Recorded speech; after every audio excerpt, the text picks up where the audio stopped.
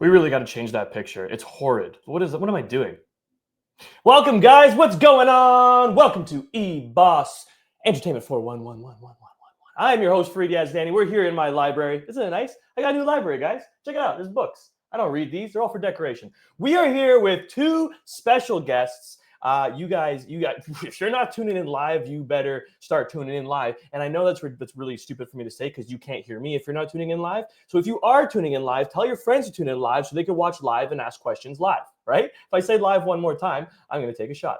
Guys, we're here with two amazing, multifaceted, multi-talented artists that will be joining me today live on our show. We have, first and foremost, because ladies first, Jen Pogue, our actress, host, producer, creator, and CSA winner. Yeah, that's right. But not to be outdone with hello, mother. Hello, father. We are live with War and Peace Sonoda. I had to really fight through that one. He's here. Thank you. CSA winner, director of shows like The Trades, directors of shows that you have always seen on your television. We're talking about Odd Squad. We're talking about Murdoch Mysteries. Guys, we're talking about none other than the Trailer Park Boys, everyone's favorite goofy Halifax group of friends, and a dog. Duh. Dog named always a dog. What is puppy's name, guys? Scruffy. Scruffy. That is pretty scruffy right now. That is a great dog name. A little bothered that we're making him play, but he has to say hi. He's got to know me before we jump on. All right. Hi, baby. How many shows have you directed, Scruffy? Okay. All of them. All of them. Guys, welcome to the movie. He's in charge. And a short film. So there you go. He has been an actor. Yep. There you go. Amazing. Welcome to our show, guys. This is all things entertainment, all things information. This is a show that actors, producers, writers, content creators, they all come to ask the hard-hitting questions, ask the questions that people don't get to ask every day, and especially for people behind the camera. You're human too. You guys have personalities. You guys have lives. But all we see on the breakdown is names that scare us. It's like, oh my God, no, Warren Pete, I hope he likes me. So that's what this show is essentially about. We did it during COVID and it was quite a hit. So welcome, guys. I know I talk a lot, but I'm going to pass it over to you guys. Thanks for having us. Oh, thanks for having us. Of course. Give us the quick Coles notes. Let's start with you, Jen. Your background, what you do, and, a little fun fact. Oh, a fun fact. Yeah. Hi everybody. I started in the industry as an actor, and what are you doing? Fun fact, Warren's my hairdresser. Just kidding. As an actor, and then turned a producer, writer, show creator, host of Bell 5 TV's County Blooms, a series that celebrates flowers and growers and designers and the joy of flowers and how we bring them into our lives every day. Amazing. County Blooms. Yeah. CSA award-winning County Blooms. Yeah, and I guess, thank you. A fun fact about me, I'm not a very good swimmer, but have been trying really hard lately, and I can make it to 300 meters without stopping now. So that's been there you go. So far. I'm going, Warren. I'm terrified. I think he went to go get your CSA to show it off. I think he did. If he did, that'd be great. That's very kind of you. Yeah, I know. I just met him and I know what he was doing. I know exactly what he was doing. Good segue. This is actually Warren's CSA. Well, your CSA is too high. I can't get it. Why'd you put it on the top shelf? Because mine's above yours. That's true. Yeah. I love the CSAs. They're such a beautiful trophy. They're such a good looking I'm exhausted, Freed. Do you want to hold your CSA while you talk about yourself? Okay. We're all Odd Squad alumni. We right? are all Squad alumni. That is amazing. Yeah. Who'd you play on? You're a villain, right? I played a half woman, half horse. A centaur. And I couldn't decide which half I wanted to be. I had to choose one. I couldn't decide. Can't do it. I was Freeze Ray, who was wow. strange snow British man with a top hat and a cane. I remember Freeze Ray. He was good. I like that. It was one of my still to this day favorite makeup processes to be in. And what a great show. Yeah. And Warren, you're director and a producer as well on Odd Squad. I was a director, and I was very fortunate to come on at the tail end of season 1, and then JJ and Mark DeAngelis and Tim, they asked me back throughout their run, and It was incredible. It's so many, I mean, actors, obviously, you guys were both on it, and directors. It was such a great way to get into television. A great, I won't even say training ground, because it was such a hard show, because it was like kids and gags and visual effects and stunts and slime, you know. Yeah, there's a lot going on. And 8 hours with the actors, so you had to get everything within because they're kids, because they're children. They have to go to school. Pumpkin. Well, I tell you, those actors, the young performers were amazing. Like, they don't want to dish you guys, but they ran circles around the adults when they came on. They did. Yeah, I won't forget that. I had a scene with Anna, and she had Anna Cathcart. Boom, biggest monologue. Yep. And that just blurted right through it. I was 4 pages with math. Probably. Yeah, with math. Yeah, 100%.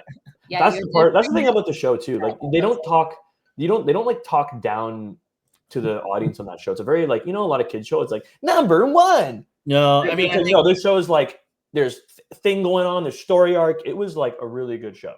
Yeah, JJ and Kristen and Mark DeAngelis, they all wanted to level up in terms of the storytelling, and they did, and it was great. It was good times.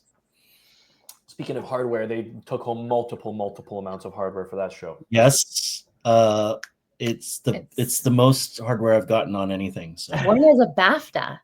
You won a BAFTA for his yeah. That's the one with the mask in the front, right? You can put it in front of your head. Oh, you can make me go get it. Okay. You're gonna go get it. Go. He also got. Well, I didn't get to go, but Warren got to go to the Emmys with them as well, which was a the daytime Emmys. Yeah, I remember that. I've been in touch, obviously, with Mark and JJ throughout. So, like, I've always been following and saying hello. Here, I got something. We won something for Day Players. We won a Telly Award in the States. Oh my God, Day Players! Yeah, look at that. That's cool. That's cool. That's really cool. I think that's the best trophy right now in the acting industry. It's a little. Hi, welcome to Show Your Trophies on YouTube. We're here. We're going to do a review. This is solid copper. Day Players. What a great show. Thank you, man. I appreciate it. So funny. Thank you. Yeah. It was a long journey. But this is not my interview. This is your interview. Warren, we want to get to you. Give us your journey. We just talk. We shoot the shit. That's what we're supposed to do. I like how you're leaning also. You're just like, I'm a little sick. I'm just are you? Summer cold, but to be honest, we were excited to do this interview so that we could spend some time together. That's right. We've been working separate things. That's one of the things about being a couple in the industry. Yeah, and that is tough. That must be tough. And talk about our lives. How together. You doing, honey? I'm pretty good. How are you? Your hair's getting long. I know. I have to shave too. No, but you're so handsome. Okay. Yeah. I'll just see myself out. We'll be. We probably need to answer questions that people want to know. About. Yeah, the questions will be coming in soon for sure. But let's give us a quick little, journey, because I always ask this, especially for the people behind the camera. The actors, the story is usually straightforward. You're an actor, the world. You pivoted to this. You started doing creating and producing. But the director world is a little different. It's a little stranger. So, same thing with producers, showrunners. I'm like, there's no school. There is kind of, but like a lot of film school. There's literally film school. I know. But a lot of the producers, showrunners I talked to, like, I was like a marketing major, or I have a doctorate in English, and I'm like, what? And then somehow some guy came and was like, you want to produce a show? And I was like, yeah, and like that's their story. So, a lot of times, was yours more? Did you go to like film school for directing, or did you ever pursue anything else and then kind of shifted to directing? How did that happen? I failed film school. I failed Ryerson, now TMU. I failed TMU Ryerson at the time. Whatever. Twice I failed. Spectacular fail the second time. Say that proudly. Say it proudly, man. Because you're one of the most working Canadian directors in this business. Well, I was literally volunteering on the fourth year shoots when I was in first year. That's how I didn't go to class. I don't recommend this for the young people out there. Go to school, do your homework. But really, the takeaway from film school for me are the friends that I have, like lifelong friends, like Jeremy Benning and Luc Montpellier, John Lequier, all these amazing, Andrea Stewart, Tana Starling. I can go on, like friends to this day, even though I never completed the course, film school. I'm friends with them to this day, and it was a wonderful class. So that was the biggest thing. And in terms of journey, I had 2 older brothers, and they're like 10 and 11 years older, so they're older. Like I was sort of like, hey, I'm surprised. Hey, it still works, still happening. And they bought me a Super 8 camera when I was 10. Wow, cool. I started making little movies, and I just knew that this is what I wanted to do. So that's the classic director story. I got like a Super 8 and grade 5. Yeah, that's great. Made a 24-minute Super 8 movie called Escape from Space. Wow. Yeah. Sweet. Where can I see it? You can't. Oh. Yeah. I can describe it. It's awful. It kind of shows where I ended up. But it was fun. It was, it was more like getting the grade 5 class involved and making this one thing all together, and it was a lot of fun. But the actual thing was pretty rough. Yeah. I was 10. As it always is. You gotta do your thing. You gotta do your thing to get to the But he got a BAFTA for he didn't. That's right. As well, I mean, I think the one thing about journeys is everyone's different, right? It's like you literally can fail film school and still, shoot good film and make movies and TV and everything. And you shouldn't let someone else's some other organization or whatever be the verdict on who you're going to be. You just have to do it. Preach to that. You did literally go from being a PA to a director overnight. Literally. Yeah. That's a success story you don't see very often, because it's like, how do you prove yourself? How do you show your worth? You have to be given that opportunity. So bless that person who gave you that opportunity. I think showing up. I think you just have to show up. Yeah. Like even I heard Freed was going to be on the comms tonight. I'm like, I got to show up. I gotta see what's going down. When you show up, good things always happen, right? Like, and you put yourself in the position to, if there's an opportunity or it's not even that. It's just building relationships. Definitely. Yeah, I've learned that in my time. Not a long time, but my time on set, working on set, it's crazy that like just being a good person goes such a long way. Being like a friendly person, saying like hi to the person who grabbed a drink for you or who's lighting and I'll never forget. I did Suits. It was my first big ever, like it was a mind-blowing experience. And it was weird because the directors were like, are you from Toronto? And I'm like, yeah. They're like, good for you, man. Like, doesn't this film here? What the hell are you talking about? I was like one of the first Toronto people on the show because they weren't even using Toronto actors. Right. But I remember at the end, I don't know what got over me, but I was just like, at the end, I'm going to go around and like shake everyone's hand and say thank you. Like just the lighting guy, the grip, the like gaffer.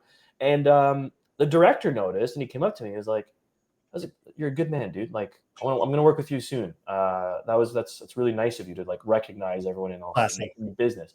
Yeah. He's never worked with me yet, so I'm going to call him out on that. No, I just feel like, there are a lot of, and as you know, I never directed Suits, so I know it's not. There are a lot of, like egos in our business. There can be. There is, but I think you're right. I think being a good person, being kind is important, but also doing good work.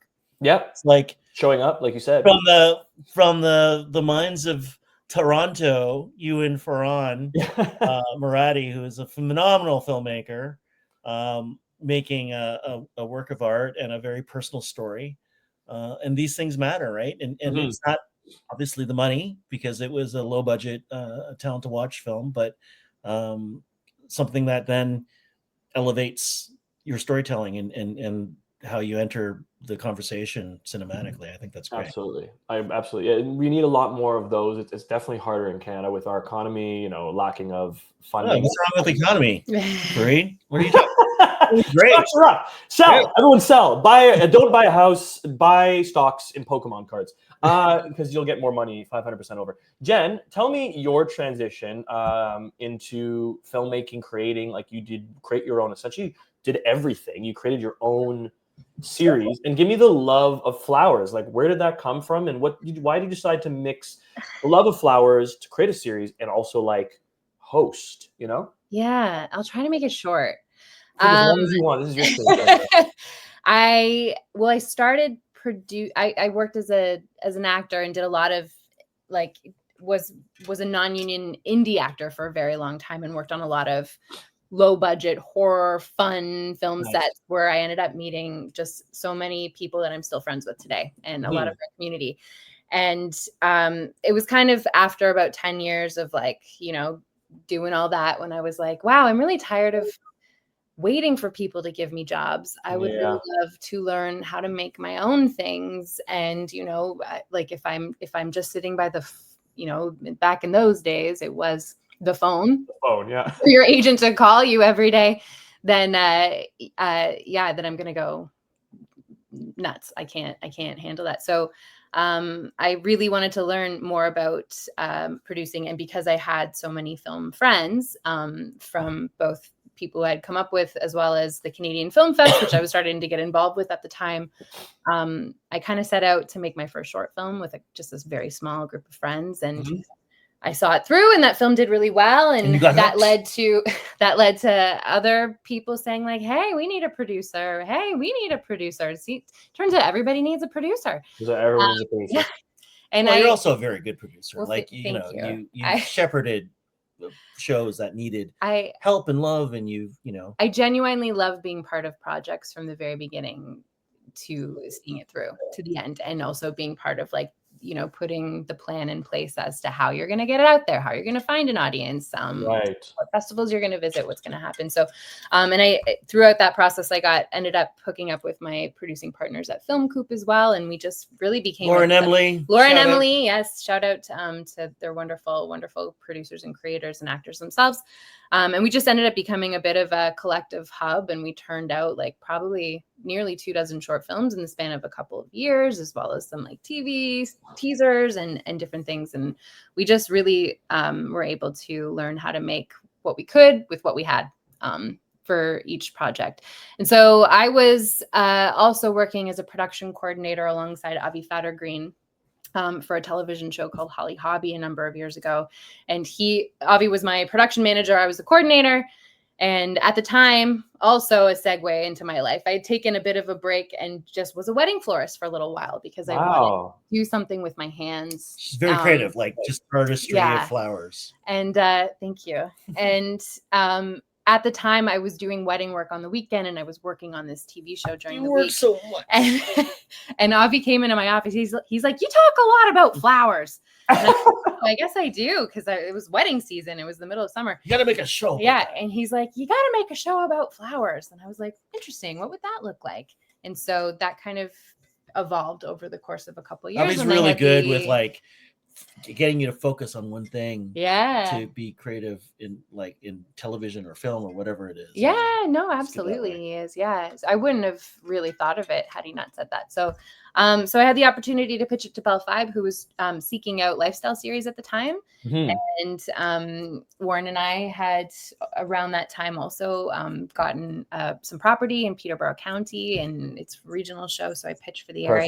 Yeah. It just became this really beautiful way for me to spend a summer in flowers in my new community, meeting flower folk around here. We're surrounded by farmers and beautiful space and land. And that's how the first season took off. And then our second season has now just been launched into the world, and we got to travel with that one. And now more and more opportunities are coming from it. So that's my little journey. That's your little balloon. Flower world. Film and flower world. Yeah. Now, and I also, you asked me about hosting. I don't think I had envisioned myself hosting it when it first came about. And then again, it was Avi who was like, you got to host it. Yeah. Like, hosting it. I'm like, I had never done anything unscripted before.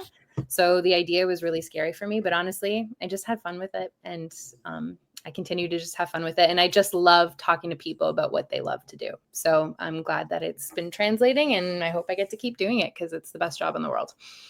Oh, you got a CSA, so it looks like you know what you're doing. Can you speak to Country Blooms, a flower-powered adventure 2025? Yeah.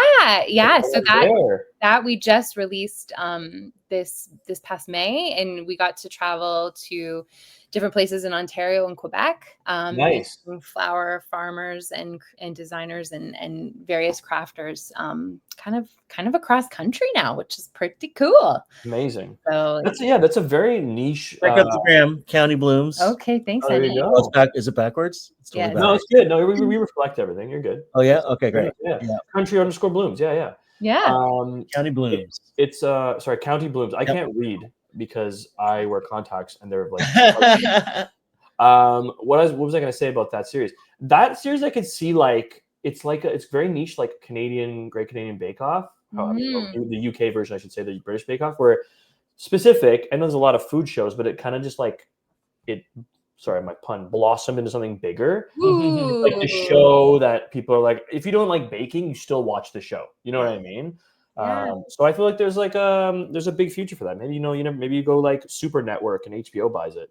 Hey, I'd take their call, sure. Well, I think Jen's personality and the way she hosts and like integrates the whatever the show's about into the people's stories. Yeah. I think that translates to any sort of format. So yeah, I can see something amazing. Well, thanks, honey. And big shout out to my friend and our story producer and one of our co-directors, Michelle Jodorowsky, as well, who's so passionate about the stories that people share with us. And that's what it all comes down to, right? It's that's how we connect on a human level.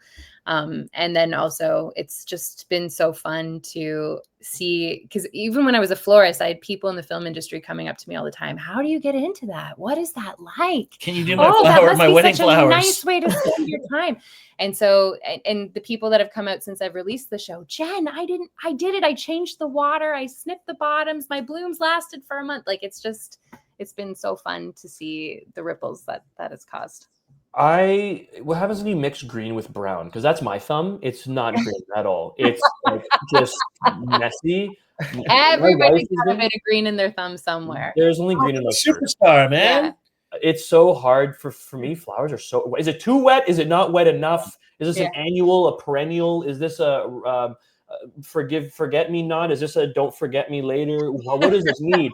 Sun? Too much sun? Can my dog eat it? Can my dog pee on it? Is pee good? Cow poop? Dog poop? Pee on it anyway. Yeah. It's so bad. We just bought these planters, and we're so happy. We're like, oh, they're beautiful, right? big. And then we had one missed water day, and it was like a heat wave. All started to crust up, so we had to pick all them off. But my wife's pretty good. She picks them up. They come back. Yeah, they came back with a vengeance. Just gotta keep picking. Yeah. If anything, just turn this into a garden talk show. Look at this. Yeah, 100%. So yeah, I mean, why not? That's the show, right? Yeah. Going back to Warren. Warren, you're working on a show right now called The Trades. The Trades. Big Crave series called The Trades. Yeah, starring some big Canadian names. One of them, one of my former co-stars, Anastasia Phillips. Yes. We're gonna play a quick trailer. I mean, I know everyone probably knows this show. We got a trailer. All right. Excited. Hey, we got everything here. Watch this. Watch this. Boom. Pow.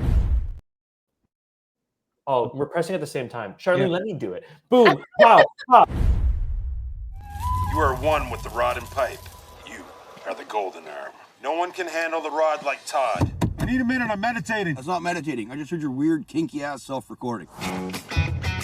Security booth ain't no dumpster, dipshit. Y'all get it, boss. I'm writing you over. You know what I can do. The guy they hired instead of you is making everybody's lives a living hell. All you union potatoes are very replaceable. No, Todd was still around. None of this bullshit would be happening. Hey, Todd. A new general foreman position opened up. I really appreciate the offer, but I miss being back on the tools. Another one in the book for Golden Arm. Is that Golden Arm? What's him? You have no idea what happened after you left. We're not just the best in market. We are the market. My name is Jen Conk of Conk Industries, and I am your new proud CEO. Make Conk great again. I smell suspension. Excuse me. You're a disgrace to all foremen. You've ruined this place. I want to make things right. Sometimes you don't think, you just do. Who the fuck talks like this? Fire it up. Let's go, come on. This is going great. You found out when you were in the joint. Oh. Here we go, boys. Oh, shit.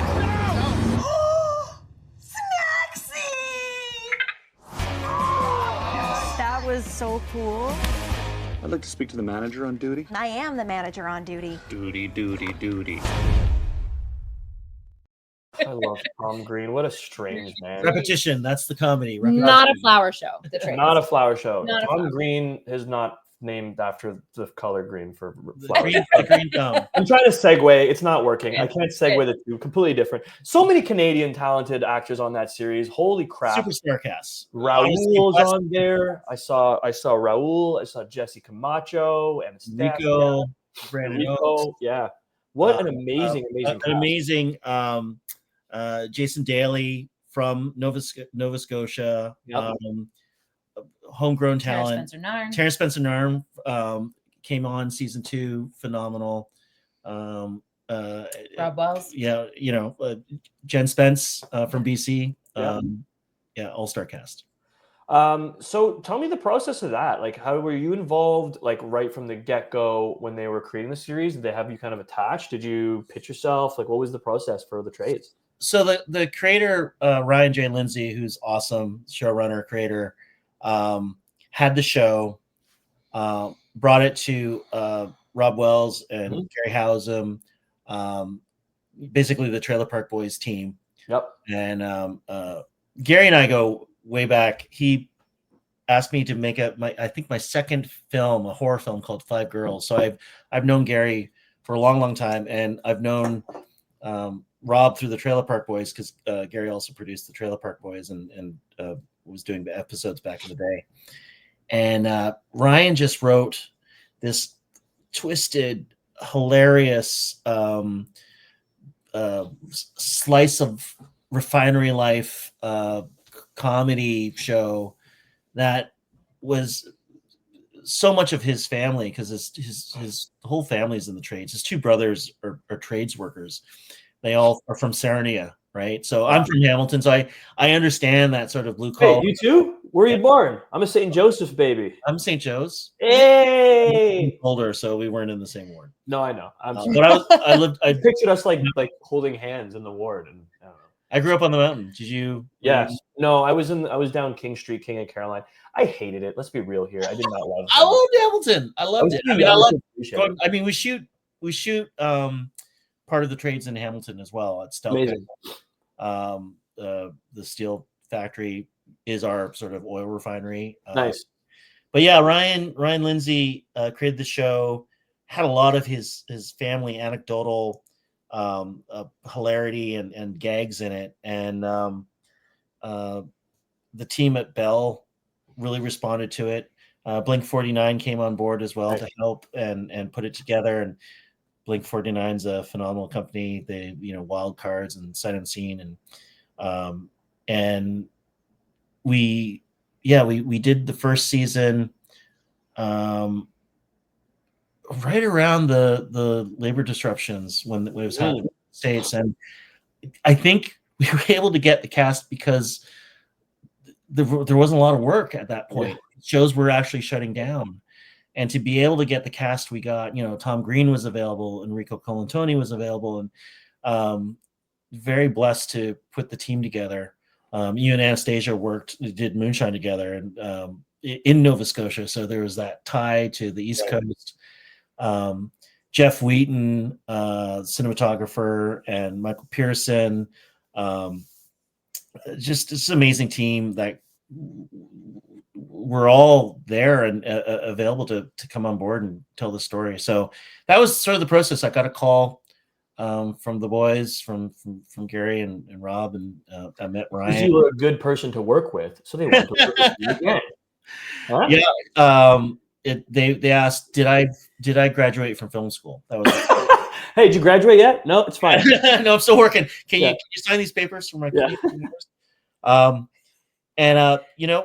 met with Ryan, and we kind of hit it off, and did the first season, waited to hear about the second season. In the meantime, the trades premiered on Crave.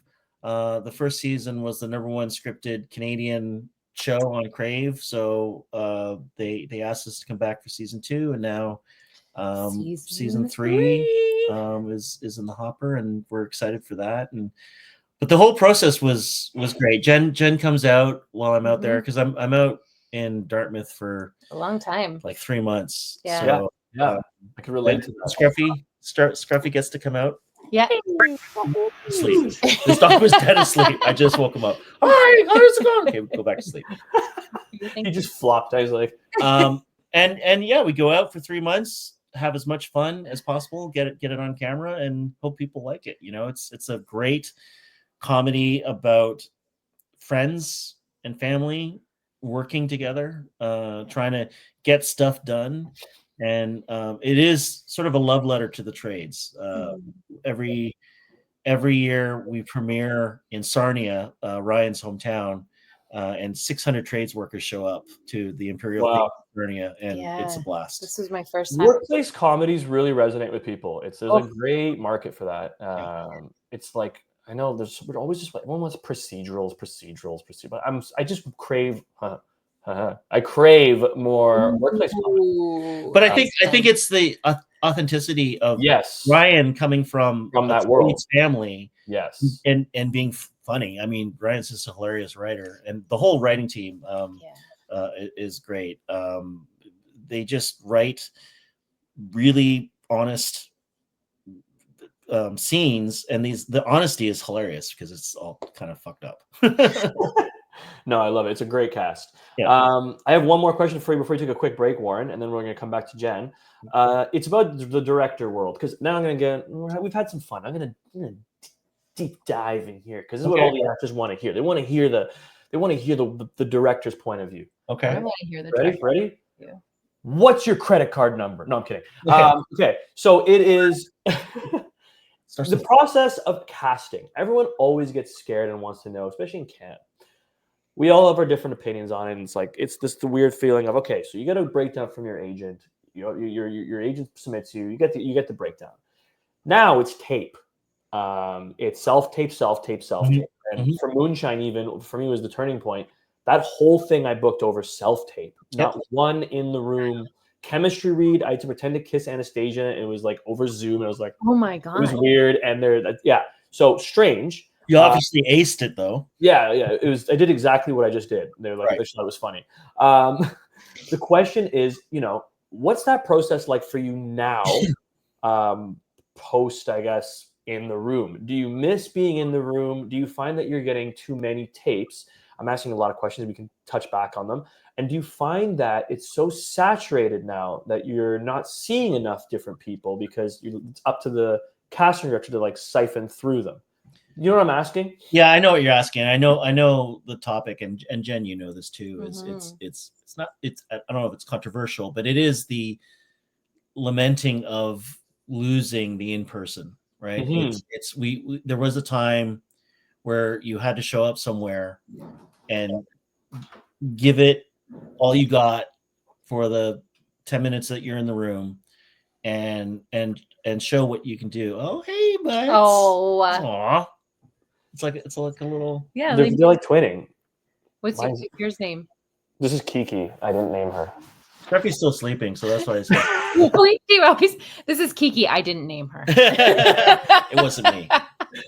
Sorry, I interrupted you with the dog. I apologize. Yes, the lamenting. But I mean, in the room. In the room, you couldn't bring Kiki, but on the Zoom, you could show me Kiki, right? Well, maybe you could bring Kiki into the room, but Kiki has the role. I'm so sorry. I know the question, and you can answer this too. It's like, yes, there is something that we all miss about being in the room together. There's a magic there.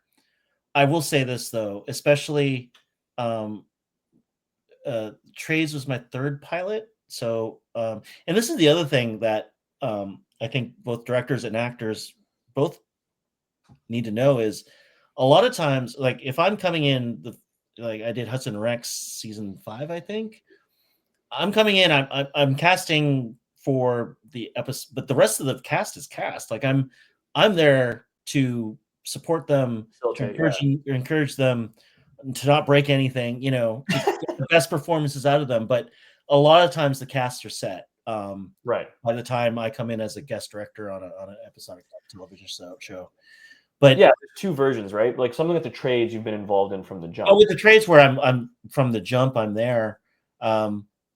Being able to watch hundreds of self tapes is a good thing for me because I watched them all, and Okay. I'm really trying to gauge where does it fit into the show, and I do love the in-person callback, especially like you said, for chemistry, for being, but sometimes it's impossible, right? Like COVID was one of those moments where you just couldn't get two people in the room without all the protocols and everything. So you had to go with your gut. But I don't know, do you miss being in the room?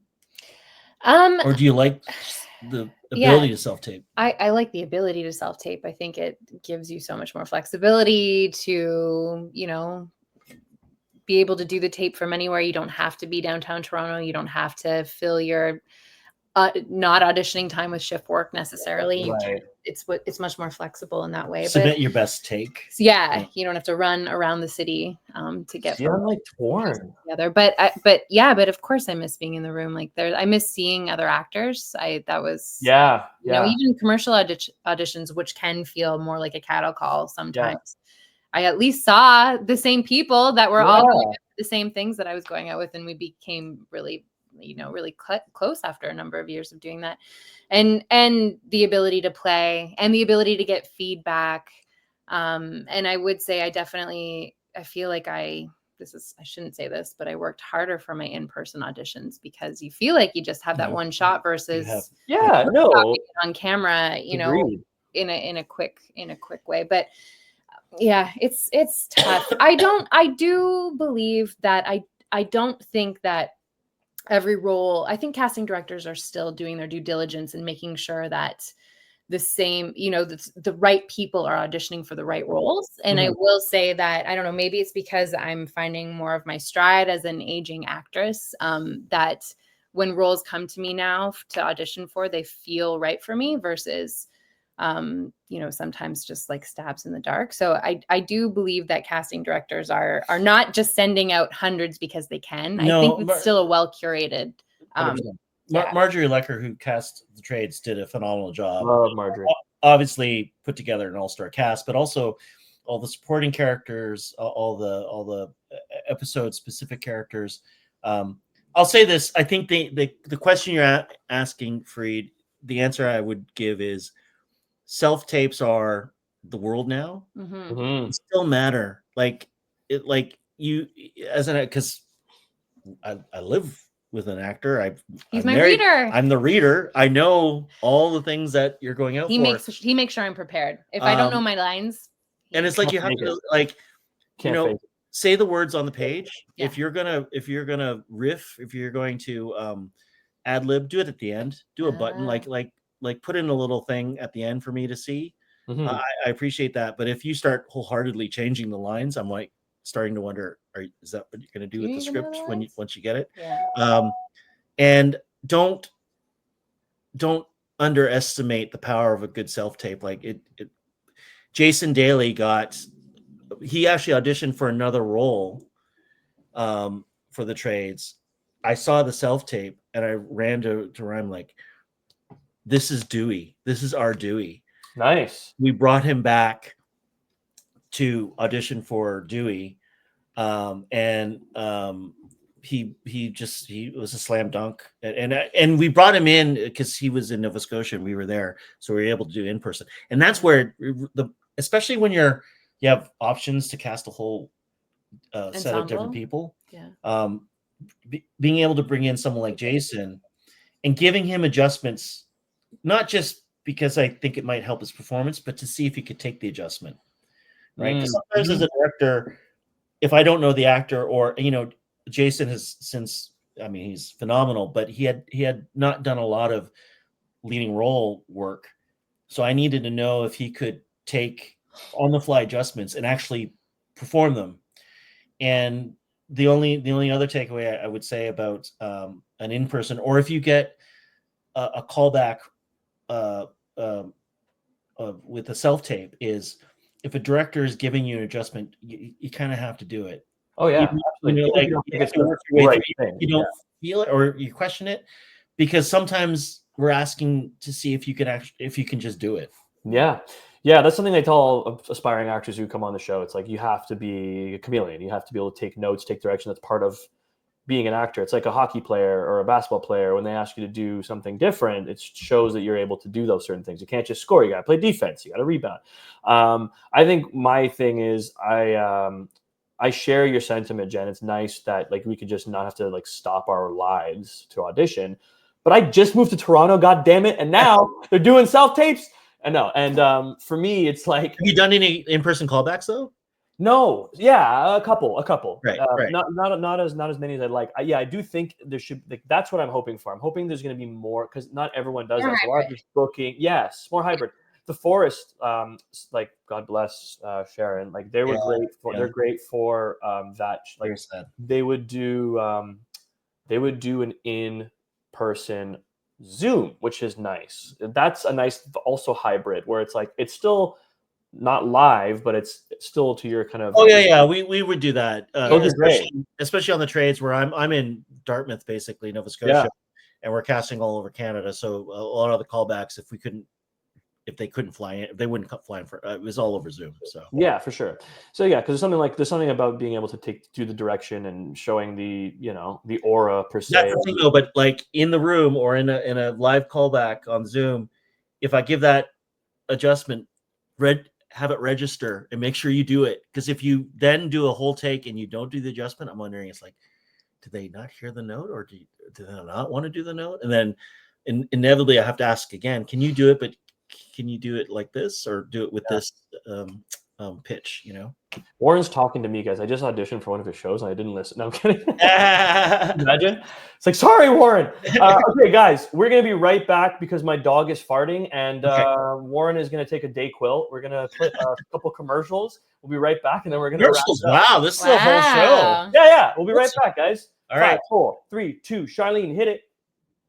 Actors, I know you feel like you're sending your self-tapes into the void because you've told me time and time again, and I feel you, and you're not alone. That's exactly why I created the Callback Collective, a monthly private community for actors. It's a nice low-pressure way to stay consistent, get better at self-directing, build your confidence, and finally feel like you're not doing this alone. Every month, you get a live Q&A with me. You get access to a ton of resources. You get a self-tape challenge, and then there's going to be a live Zoom where we go through your self-tape and I give you adjustments and feedback on the spot. You get to redo it like a callback. And you also get access to this private, beautiful, growing community. It's like a gym class, sort of, but for actors. No judgment, real growth, supportive community. So whether you're just starting out or getting back into the groove of things, this is the accountability and support you've been missing. So join the Callback Collective today. There is a special sale for eBoss listeners for a limited time. So join now, get in for June. We're just getting started and I can't wait to work with you. See you soon.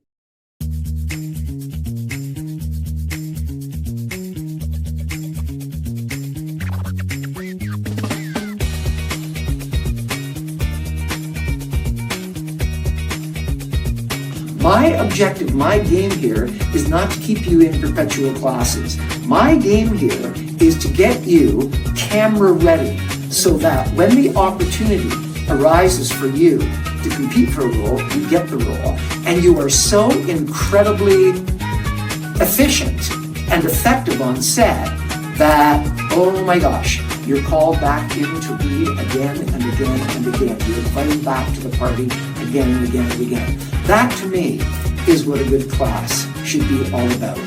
Getting you to the point where you don't need a class.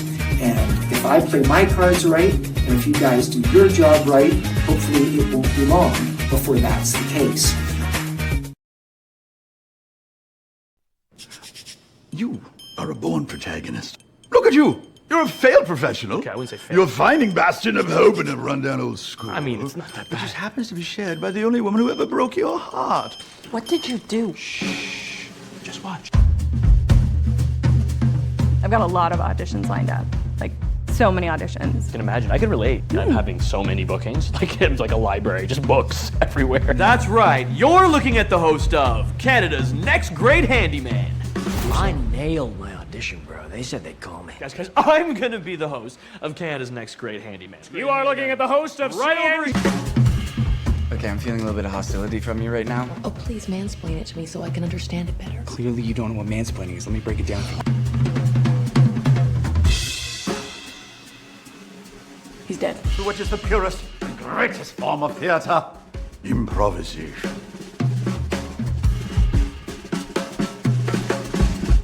Told you I would eat you!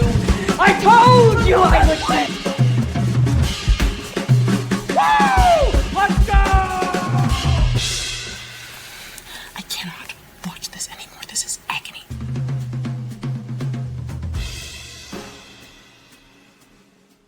Hey, Jazz. Yeah, it is Handyman.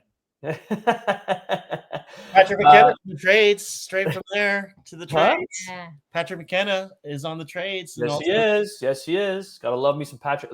That's the second time I've worked with Patrick. What a star he is. He's the best. He's the Comedy best. Genius. Just a thanks from our sponsors, guys, and that was Day Players, obviously a show I created. Just won the Telly Awards, and we are pushing for the CSAs now. So please go on YouTube. We've got over, I think, 50K plus views right now. So if you just type in Day Players and Image Killer, you can watch our show. We got all 6 episodes there. So please check it out. Our comments weren't working here on the StreamYard, so I just want to pop up some comments. First, Edson Morales, he says, I wish I could stick around for this, but I wanted to say, Fareed, you're amazing. This is real. I didn't just say this myself. It's Jen, it's so good to see you. I remember Robin Frigeri introducing us, and congratulations on your show.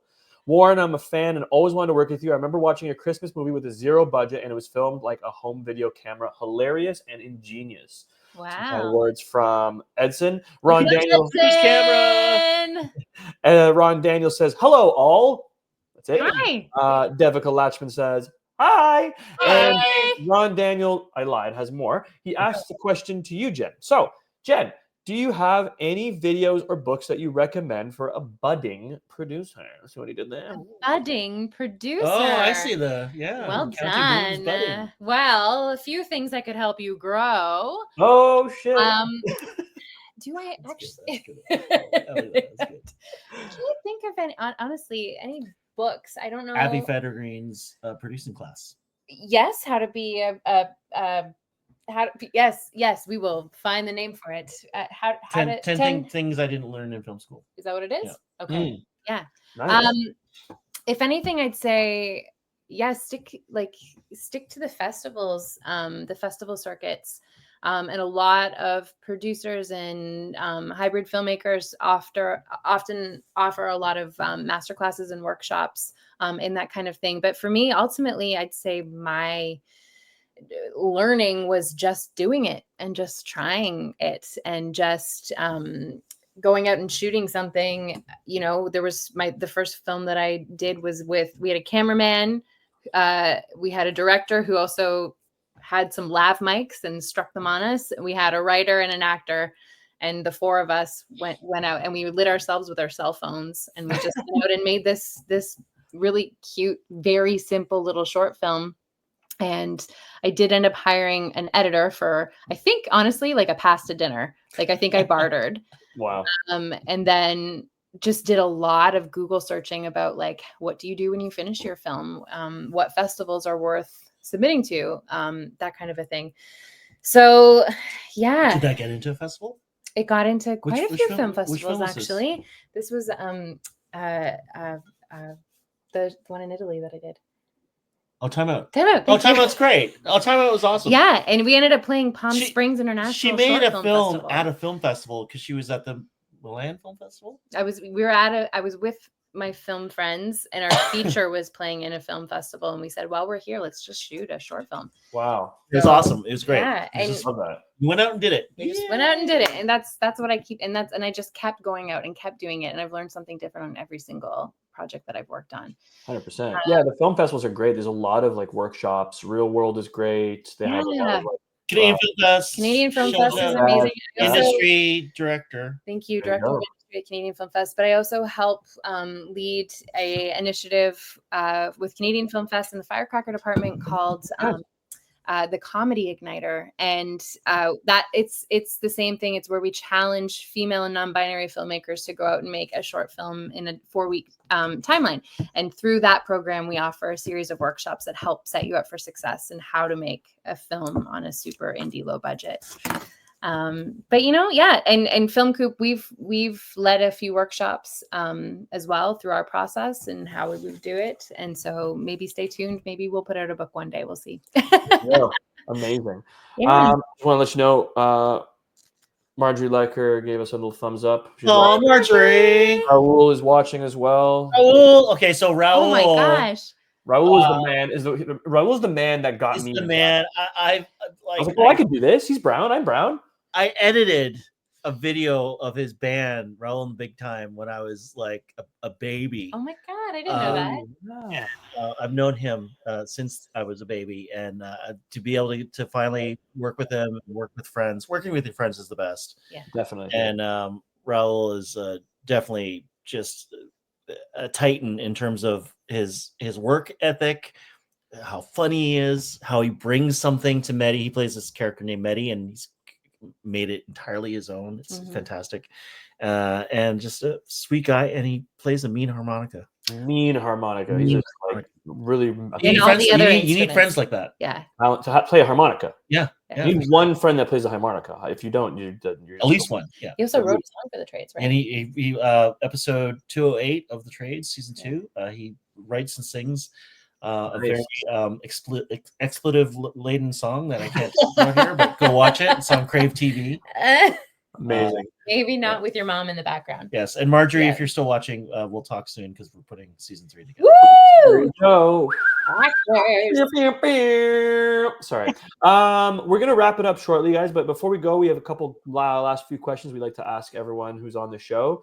The first is Canada and the industry. If you could change I'll give you 2, 1 or 2 or 3 or 4, 5 or 6 things in the industry that you'd like to see improve and get better, what would that be? Why? And is there a how? Is there any ideas? Whoever wants to start. You take it. Yeah, you take it. You take it. You hang up first. Oh gosh. I mean, we have such a wonderful industry. I just hope for more opportunities to continue to grow the careers of our homegrown filmmakers. As we keep going, I think it's beautiful that Canada is getting a reputation for being such a wonderful hub for filmmaking, American filmmakers from all over the world, but may we continue to give opportunities to our homegrown talent as well and tell Canadian stories. Absolutely. Please. Yeah. We have a great not just country, but just community that stretches from one coast to the next, and we've been fortunate to travel from east to west and west to east, supporting our filmmakers, our storytellers, making sure that Canadian stories are told by Canadians. Yep. When I say that, I mean the writer and the director, as the first authors of the work, are part of this. That the lead actors are from us. Big one. And we're in phase 2 of a 3-phase process for the Online Streaming Act, and knock on wood, this all goes through the commission, and we see a real sustainable support and expenditure for Canadian stories and storytellers. That's first and foremost one of the things that we're involved with, in the industry at the DGC and other stakeholders, and we're seeing a lot of great engagement from not just our DGC members, but just everybody, to make sure that Canadian stories are important. We can't leave it up to someone else to tell our stories. Correct. And to make sure that our cultural sovereignty, as well as our own national sovereignty, is intact. It's everything right now. Because if we can do that, then we can leave this place better for the next team that comes in. And as creators, whether you're an actor or a writer or a creator, day players or county blooms or whatever we do, we need to work, we need to tell our stories, but we also need to leave this place better than how we found it, and making sure there's structural support for storytelling for Canadian stories is part of it. Can I jump also on that with and I really hope to see more opportunities for emerging filmmakers. And that's where I can shout out Bell 5 TV1, who's doing such an amazing job at, getting new creators, giving new creators a platform to really exercise their voices and get their stories out there. And they're wonderful to work with. But, I kind of Warren came up in the day of music videos, which was how a lot of filmmakers first got their start. I kind of started coming up right when Bravo Fac was coming to an end, and I'm still approached constantly as an indie producer, like, how do I make my short film? How do I make my short film? And unfortunately, I don't have very many answers for you. And I know that that's a place where many emerging filmmakers and storytellers start, because we don't have a lot of funding opportunities for that outside of Arts Council grants. So that's one thing that I would love to change and hope to see more change in the future is just more access and availability for emerging new voices to be able to share and tell their stories, because those emerging artists become the storytellers later on. It's like music videos. When I was coming up, one of my best friends in the music video world was RT Thorne, and RT was doing Much Fact and labels, and then he started doing Drake and Snoop, and became him and X and everybody. They just became iconic in the music video world. And now his movie 40 Acres is out. Go see 40 Acres. It's in the theaters right now across Canada and the US. It's RT Thorne's debut feature. It's phenomenal. New York Times review through the roof. Just excellent storytelling, and that sort of nurturing of talent from the music video world that we came out of to television, because RT did The Porter with Charles Officer, Rest in Power, and RT, did Blind Spot. He did all these shows, and then now he was given the opportunity to create his own film. And I think it's one of those seminal films that come around, once in that sort of time period. So it's the 20s now, right? So it will be one of those films from the 20s in Canada that will be like, that was important. And it only happened because as an emerging music video director, RT had the ability to go out and hone his craft and perfect it. And it's amazing. Most definitely. We have one question from the audience that just came in, and we're going to wrap it up, guys, because, you guys need to get your beauty sleep. Warren's getting a little sniffly. No, I'm kidding. He's feeling. You look good. You didn't tell me you were sick. I wouldn't have known. Petra, longtime watcher. She's got a great question. Other than Bell 5, can you suggest any other funding opportunities in Ontario? Hi, Petra. It depends what you're creating, I suppose. But definitely check out the local arts councils, the Toronto Arts Council, the Ontario Arts Council. I think there's less opportunities for film there. Canada Council is a big one. I've worked on a lot of Canada Council funded short films. Specifically, they are created for the artist who is the writer / director, storyteller of that. It's not for producers to apply to that. It's for the filmmaker to apply for those funds. As well, you can check out, if you're a web series, IPF is coming up. That's a relatively friendly application that you can do. I'm not sure when they open. I think they might open in the fall. But there's certain things you need done before you apply. Like it's involved. Like it is involved. You need a plan, and then you need some broadcaster intent, a letter of intent. So it's something that you can start looking at right now and seeing if you can get some of those resources together. So it's obviously telefilm. Good to come with that with a producer intact. But other than that, I'm going to shout out a newer organization called Connect Film. It's CONNEKT Films.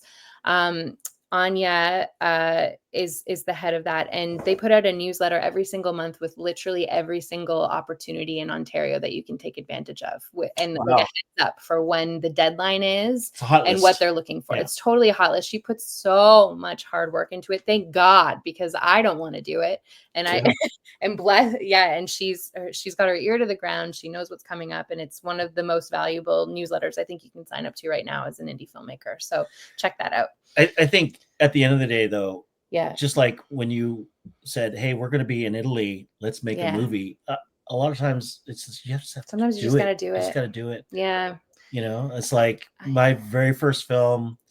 I was at a music video company called Black Walk, and my executive producer, bless his heart, Michael Harley, just had supreme confidence in this kid. I was the youngest director on his roster, and he's like, "Go make a movie. Here's the credit card."